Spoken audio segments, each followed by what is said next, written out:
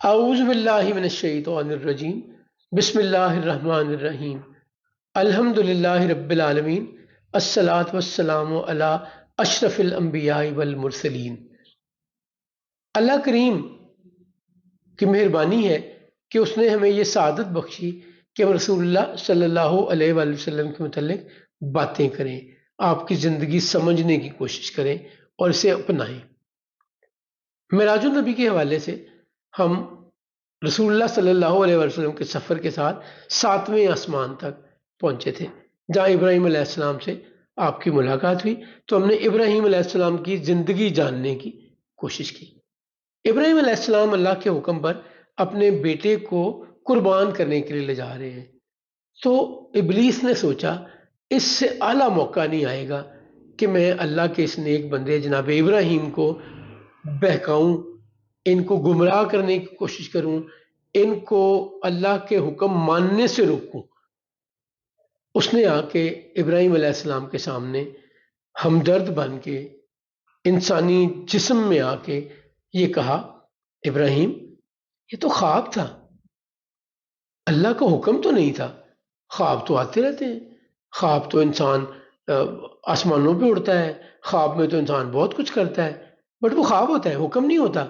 یہ آپ کس طرف چل پڑے؟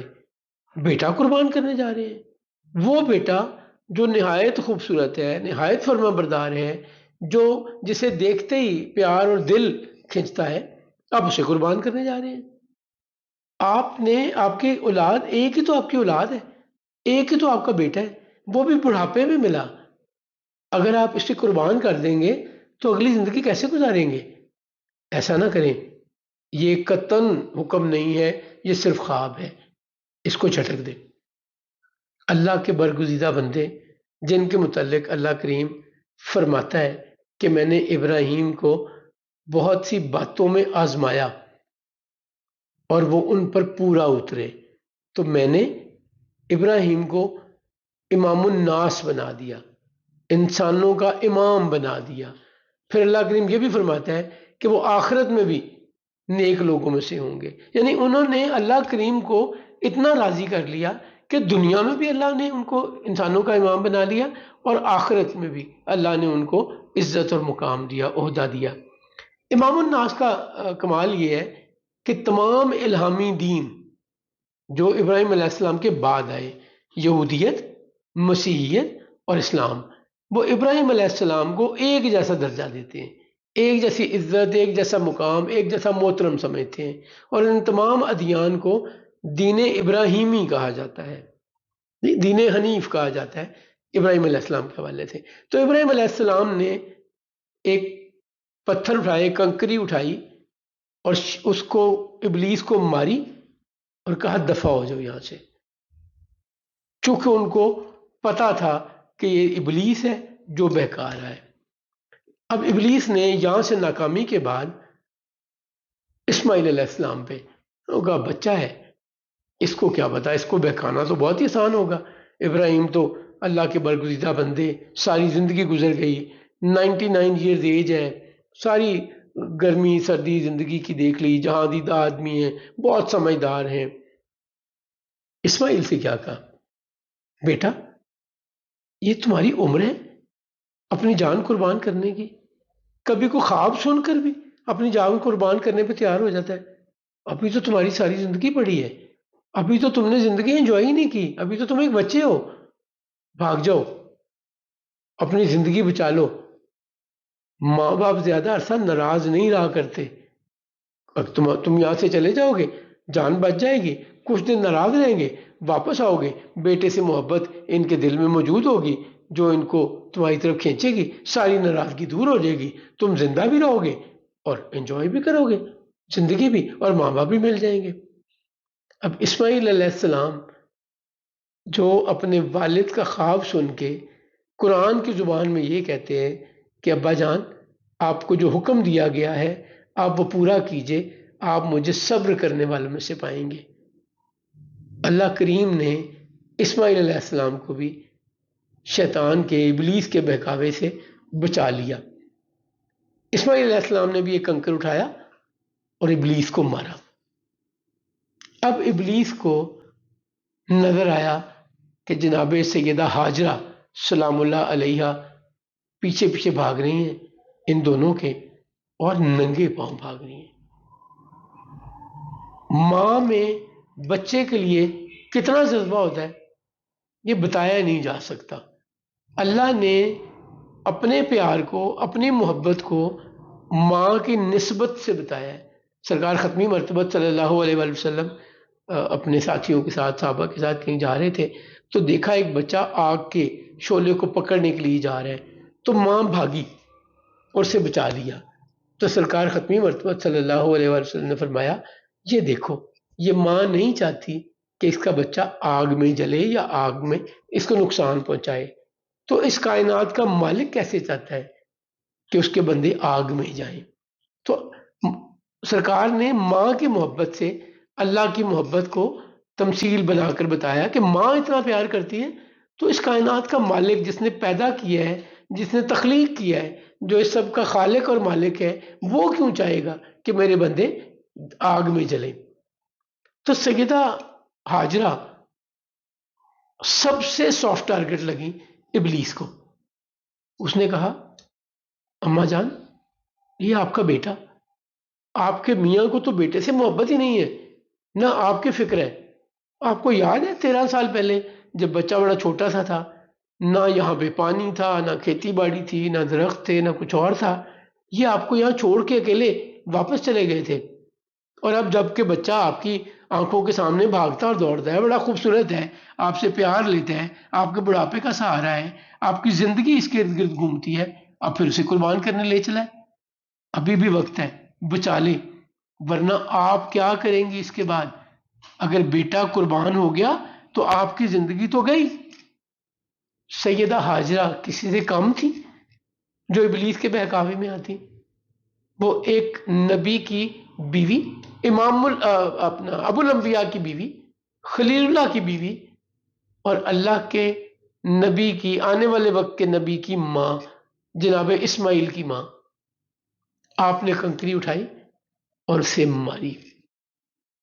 اللہ کو یہ تینوں لوگوں کی، ابراہیم علیہ السلام کی، اسماعیل علیہ السلام کی، اور سیدہ ہاجرہ سلام اللہ علیہا کی کنکری مارنا اتنی پسند آئی کہ آج تک اور رہتی دنیا تک جب لوگ حج کرنے جاتے ہیں تو انہی 3 مقامات پر جہاں پر ابلیس نے ان کو بہکانے کی کوشش کی تھی، کنکریاں مارنا حج کا لازمی حصہ ہے۔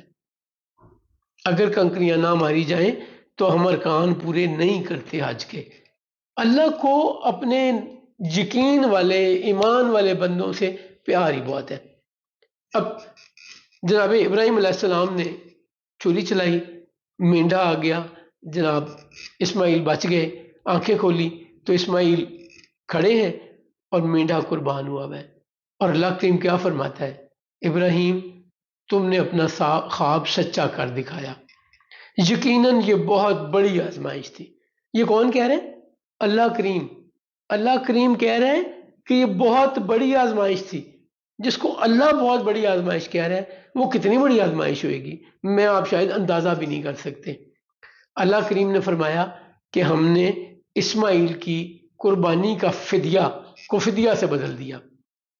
پھر اللہ کریم فرماتا ہے کہ میں نے ابراہیم کے آنے والے لوگوں کے لیے ذکر خیر بڑھا دیا، ابراہیم کا ذکر آنے والے لوگوں کے لیے ذکر خیر بنا دیا، بڑھا دیا۔ اور پھر فرماتا ہے کہ میں اپنے حکم پہ عمل کرنے والوں کو ایسے ہی انعام دیا کرتا ہوں۔ اس پوری کوشش میں، اس پوری آزمائش میں ابراہیم علیہ السلام اور آپ کا پورا خاندان کامیاب رہا۔ تو اللہ کریم نے ابراہیم علیہ السلام کو ایک خوشخبری دی، اللہ کریم نے ایک اور بیٹے کی خوشخبری دی اور کہا کہ اس کا نام اسحاق رکھنا۔ جب سیدہ سارہ کو ابراہیم علیہ السلام نے بتایا کہ فرشتے نے مجھے یہ پیغام دیا ہے تو وہ ہنسنے لگی کہ میں تو اس عمر میں ہی نہیں ہوں جس میں اولاد پیدا ہوتی ہے، میں اولاد پیدا ہونے والی عمر گزار آئی ہوں، اب میرے گھر اولاد کیسے ہوگی؟ تو اللہ کریم یہ بات سکھاتا ہے کہ اس مالک کے لیے کوئی بات ناممکن نہیں۔